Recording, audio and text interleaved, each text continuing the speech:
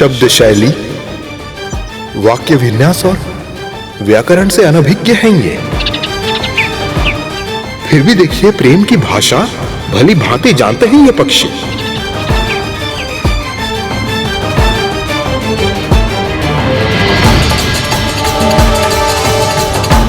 माएँ अपनी संतान को केवल तैरना नहीं सिखा रही है, जीवन के कठिन पथ पर संघर्ष के अभ्यास भी करवा रही है।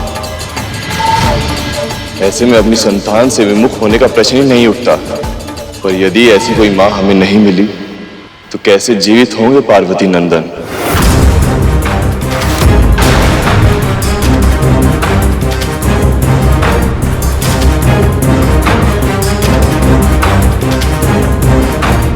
ये चमकती हुई किरणें, ये अवश्य ही सूर्यदेव का कोई संकेत है।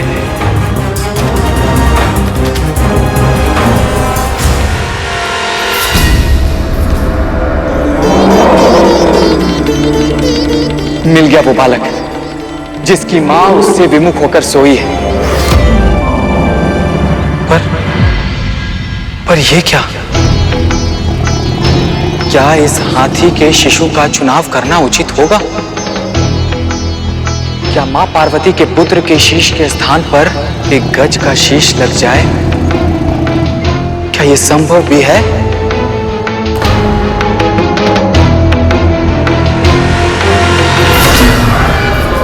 संदेह की आवश्यकता नहीं देवराज। इस शिशु का जन्म ही अल्पायु के साथ हुआ है, अर्थात इसके जीवन में इतनी ही सांसें लिखी थी। महादेव इसके शीश का उपयोग अपने पुत्र को जीवित करने के लिए अवश्य ही करेंगे। आगे बढ़िए यमराज, आगे बढ़िए और अपना कार्य पूरा कीजिए।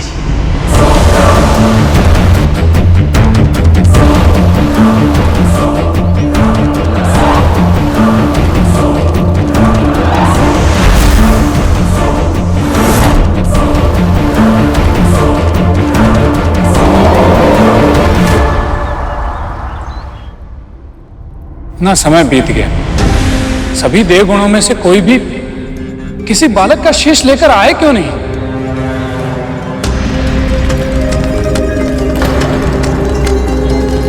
देवराज,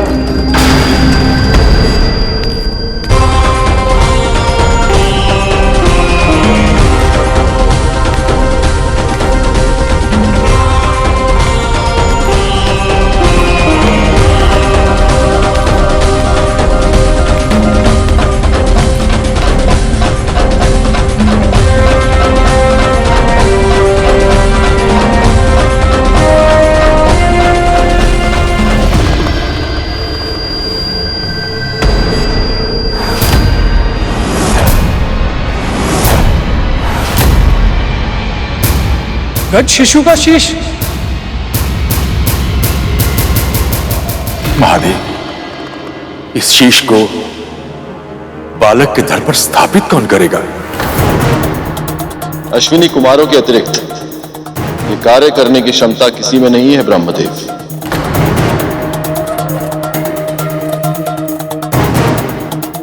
उन्होंने औषधि शास्त्र और शल्य चिकित्सा स्वयं महर्षि दधीची से सीखी।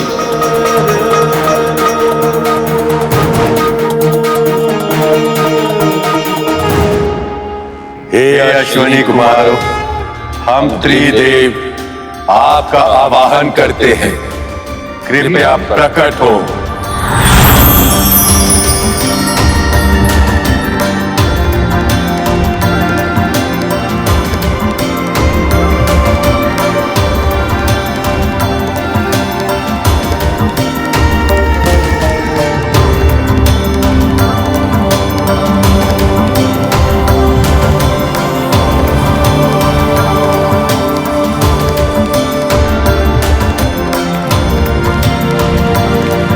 आपकी आज्ञा का पालन होगा प्रभु।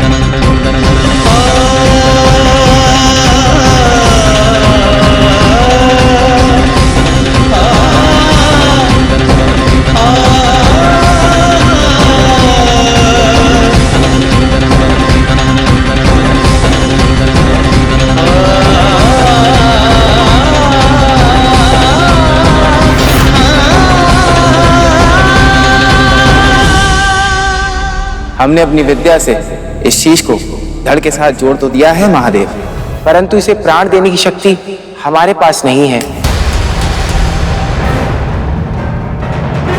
यह कार्य आप और मां से ही संभव है।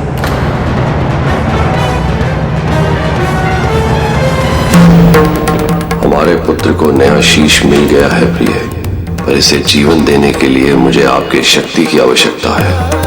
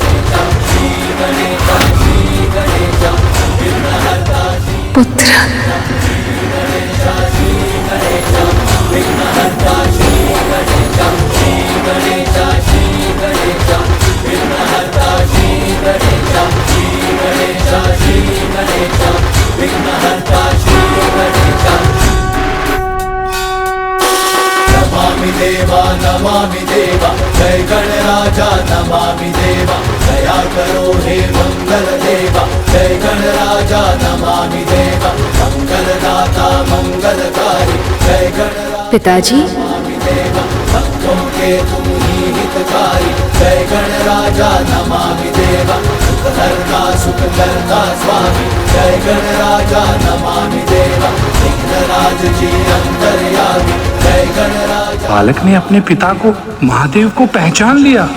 नारायण नारायण।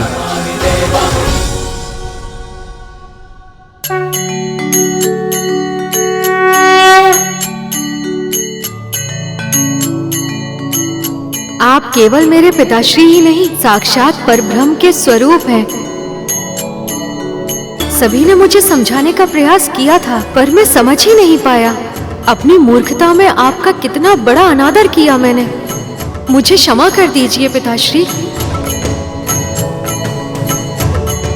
अपने अतीत को स्मरण करके अपने वर्तमान को दुखी मत करो पुत्र। विनम्रता के गुण से युक्त होकर तुम्हारा नया जीवन हुआ है। अब तुम और भी ज्ञानवान हो। सृष्टि के रचयिता और पालनहार को भी पहचान नहीं पाया मैं।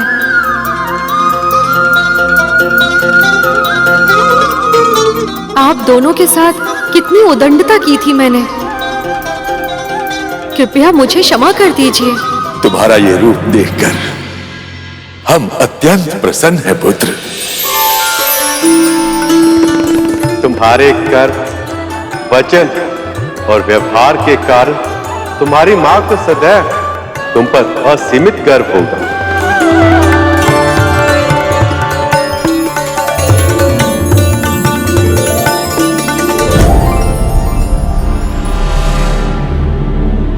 कौन सा मुख लगा होगा मेरे पुत्र को?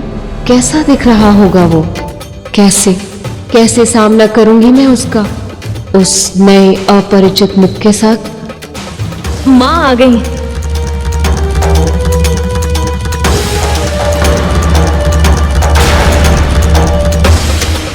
ये जानकर ही माँ कितनी चिंतित हो गई थी कि उनके पुत्र को किसी और प्राणी का शीश लगेगा। अब जब वो ये देखेंगे कि इसे दूसरा शीश मनुष्य का नहीं हाथी का लगा है, तो कैसा अनुभव करेंगी वो, कैसी प्रतिक्रिया देंगी वो। और यदि उन्होंने इस बालक को इस नए स्वरूप में स्वीकार नहीं किया तो कितनी पीड़ा होगी इसे।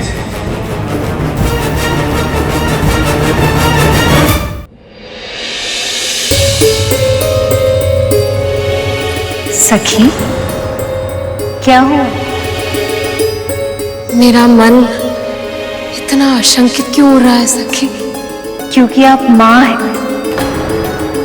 और इस परिस्थिति में आशंका और भय ये स्वाभाविक है सखी। पर हमें पूरा विश्वास है जब आप अपने पुत्र के मुख को देखेंगी तो आपकी आशंका, आपका भय पूरी तरह निर्मूल सिद्ध होगा।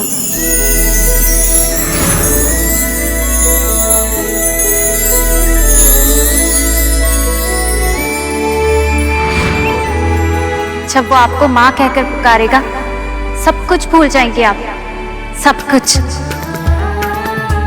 माँ, माँ,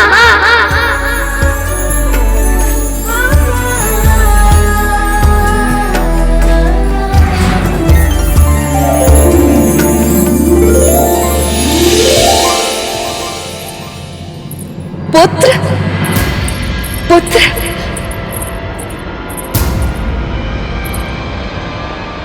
स्वामी, मेरा पुत्र।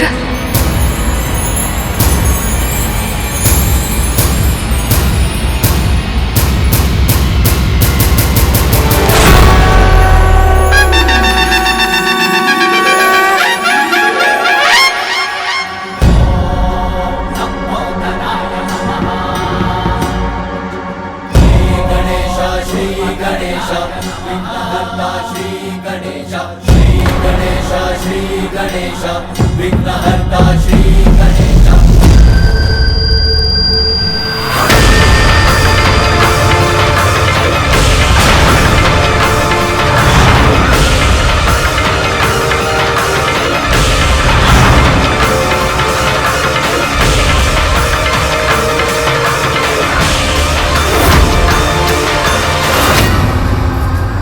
देवी पार्वती ने अपने पुत्र का नया मुख देखकर उसे मुंह फेर लिया।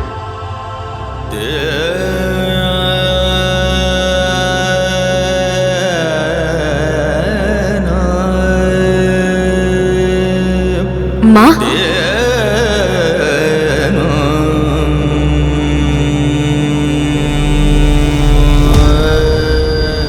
मेरा पुत्र। हाँ माँ, मैं आपका ही पुत्र हूँ, आपके हृदय से जन्मा हूँ।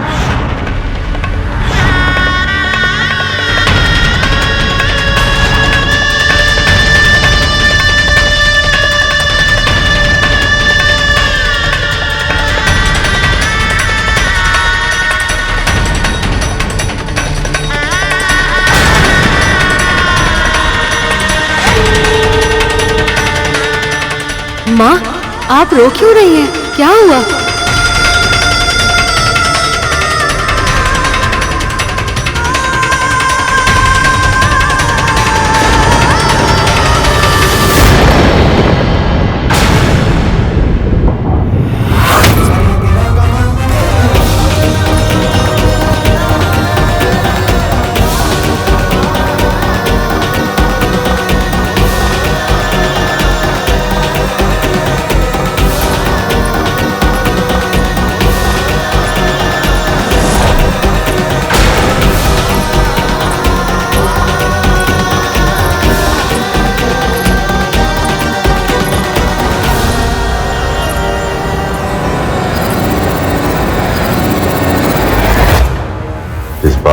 मैं था वही हूं। देवी पार्वती ने अपने पुत्र का नया रूप स्वीकार नहीं किया। ये क्या, माता पार्वती ने अपने ही पुत्र से मुंह फेर लिया? कहीं उनका क्रोध पुनः जागृत ना हो जाए।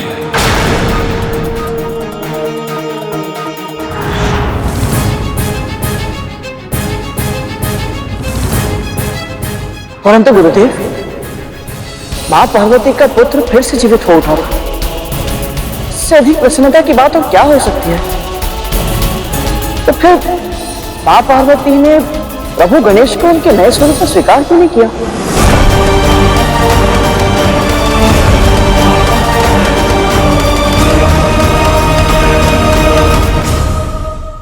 क्योंकि अतीत की स्मृति होती ही ऐसी, जब कोई उसमें डूब जाए तो उसे अपना अतीत अपने वर्तमान से भी अधिक अच्छा और सुंदर लगने लगता है। मां पार्वती भी इसी भावना का अनुभव कर रही थी। तो फिर वो अपने संकट वन से बाहर कैसे निकल पाई गुरुदेव? मां पार्वती अपने पुत्र को उसके नए स्वरूप में स्वीकार कर पाती, इसके लिए पहले उस बालक को अपने नए स्वरूप को पहचानना और उसे पूरे मन से स्वीकार करना आवश्यक था।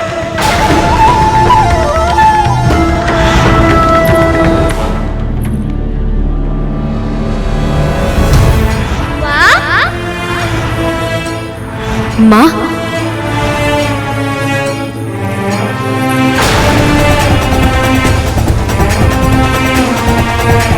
सखी, पर अकेली क्यों है ये? माता का पुत्र कहाँ है?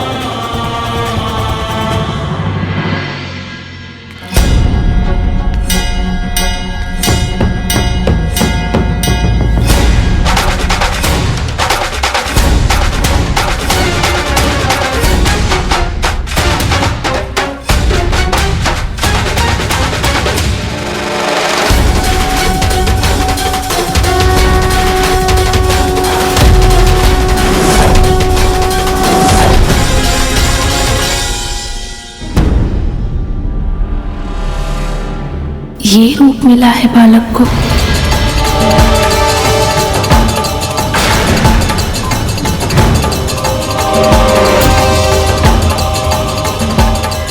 तो इसलिए मौन है मां।